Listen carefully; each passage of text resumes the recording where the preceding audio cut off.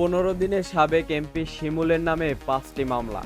নাটোর সদর আসনের সাবেক সংসদ সদস্য ও জেলা আওয়ামী লীগের সহসভাপতি শফিকুল ইসলাম শিমুলকে প্রধান আসামি করে নাটোর সদর থানায় আরও একটি হত্যা মামলা দায়ের করা হয়েছে। এটি নিয়ে 15 দিনে তার বিরুদ্ধে 5টি মামলা হলো। মামলায় নাটোর জেলা আওয়ামী লীগের সভাপতি সিরাজুল ইসলাম, সাধারণ সম্পাদক শরীফুল ইসলাম রমজান, সহসভাপতি উমা চৌধুরী জলি, শিমুলের 3 ভাই, 1 ভগ্নিপতি ও ভাগ্নে সহ 137 জনকে অভিযুক্ত করা হয়েছে। সোমবার দুপুরে মামলার বাদী নিহত মেহেদী হাসান রবিনের মামা সোহেল রানা বাদী হয়ে নাটোর থানায় মামলাটি করেন। সাবেক এমপি শিমুলের বিরুদ্ধে গত 15 দিন 3টি হত্যা সহ মোট 5টি মামলা করা হয়েছে।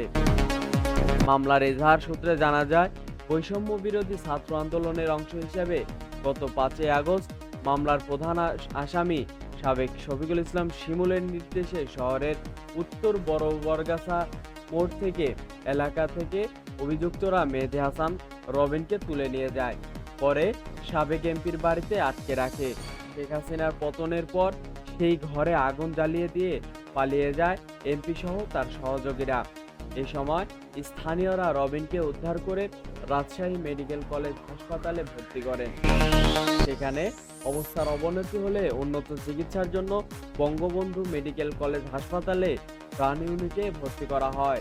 সেখানে চিকিৎসাধীন অবস্থায় 7 আগস্ট ভোরে মারা যান মেহেদী হাসান রবিন।